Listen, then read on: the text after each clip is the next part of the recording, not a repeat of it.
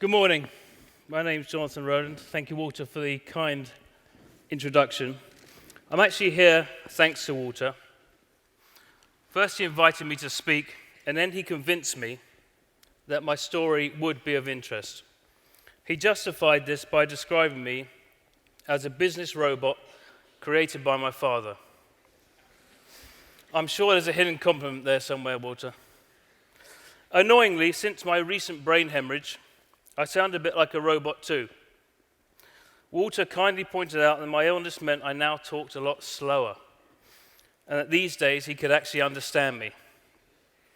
So here I am, and everything I have to say, and everything I've learnt, revolves around a moment in bed last year when I was dying.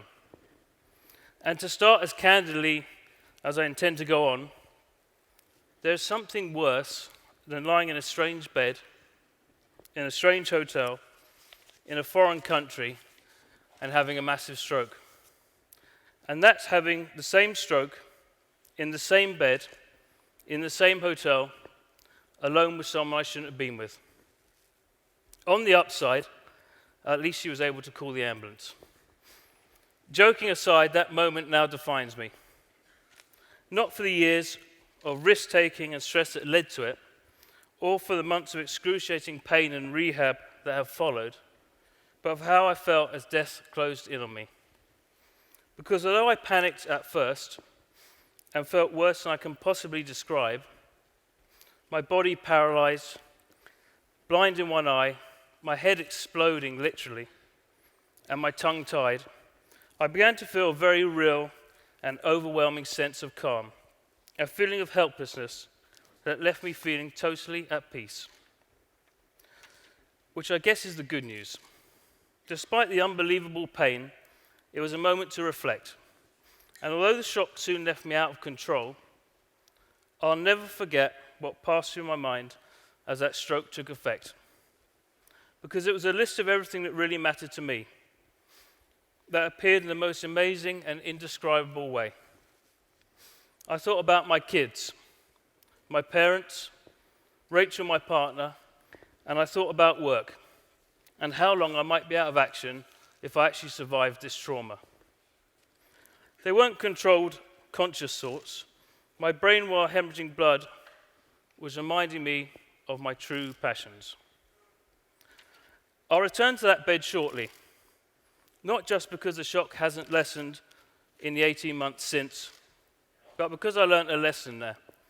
A lesson that has a massive effect on me, which may surprise some of you.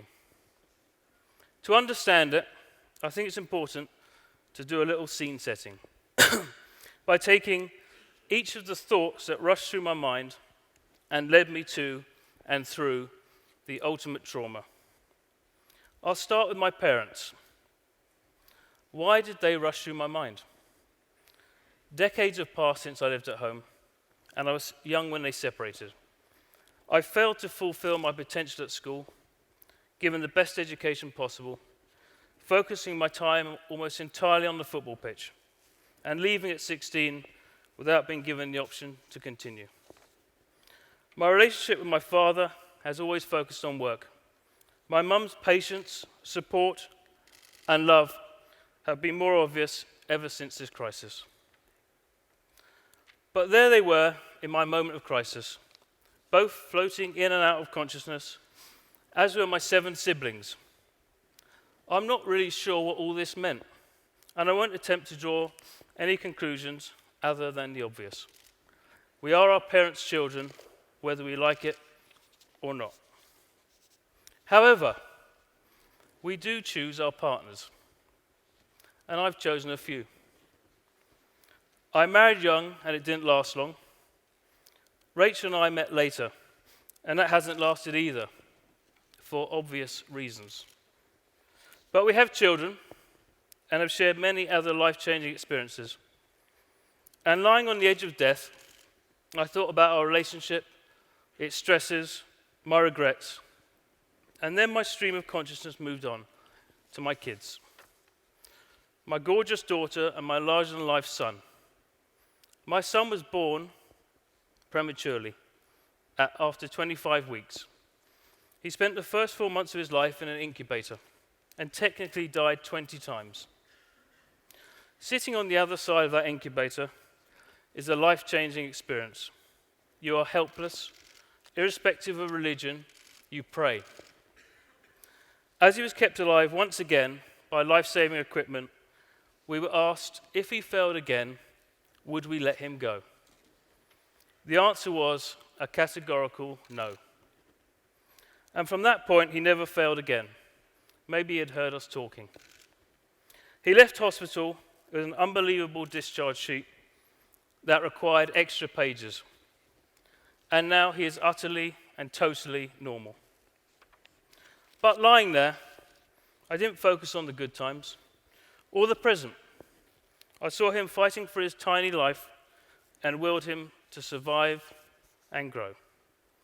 I saw Rachel, my partner, strong, focused, and devoted, demonstrating the same maternal qualities my mother would show me in the months following my stroke.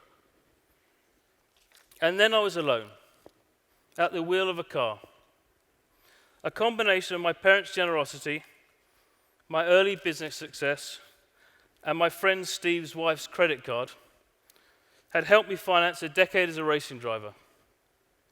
I raced on the edge, tipped cars over, spun them round. I was competitive as I always have been. I had to win. Here again, my brain seemed to be telling me that I'd been here before.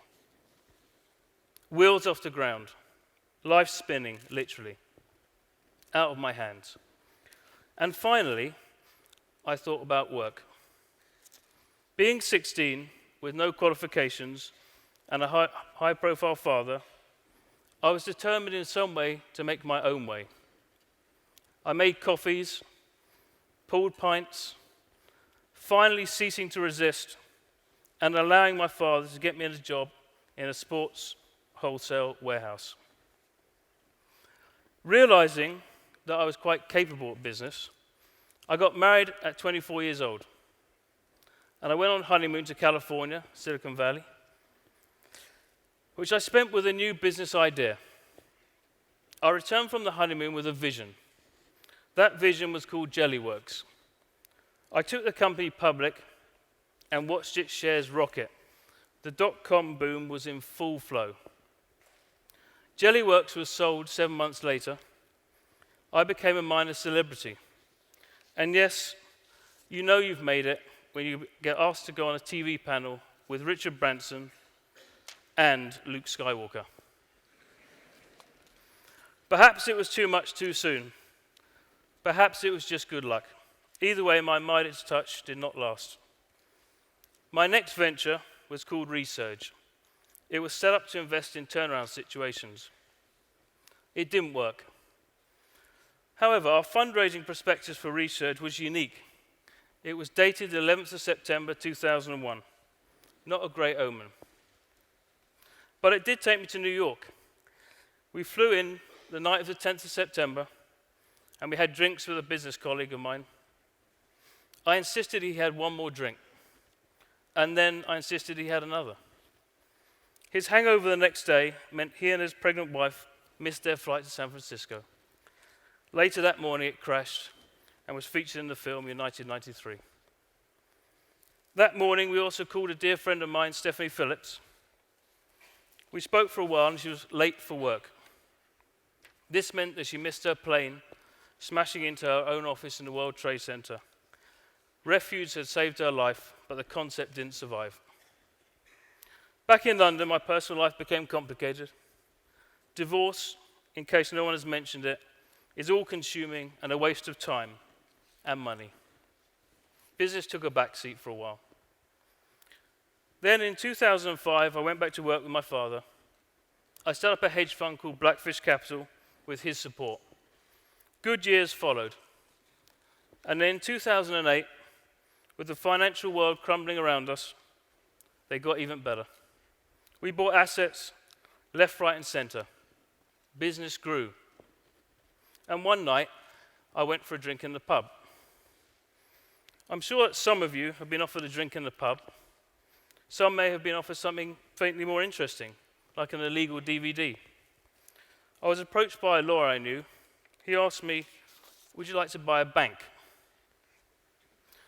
What followed is complex. Suffice to say that by 2009, we had restructured the Luxembourg arm of the failed Icelandic group Kaupthing.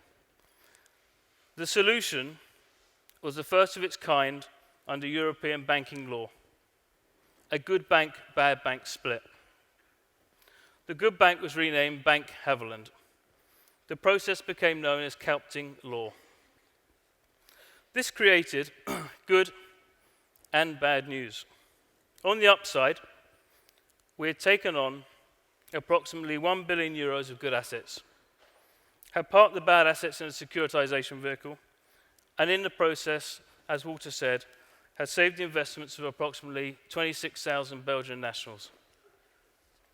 And it is thrilling to be here in Brussels once again, as we became pretty popular with the Belgian government and received more free lunch and dinner invitations around this country than I could ever accept, even in the days when I weighed a little more. The hospitality and the weight gain may not be entirely unrelated. Our restructuring model for our bank was later used by a number of other banks, including Northern Rock in the UK. The CEO, Gary Hoffman, who was a friend, joined our board to learn how we implemented it, and he implemented it at Northern Rock in the UK.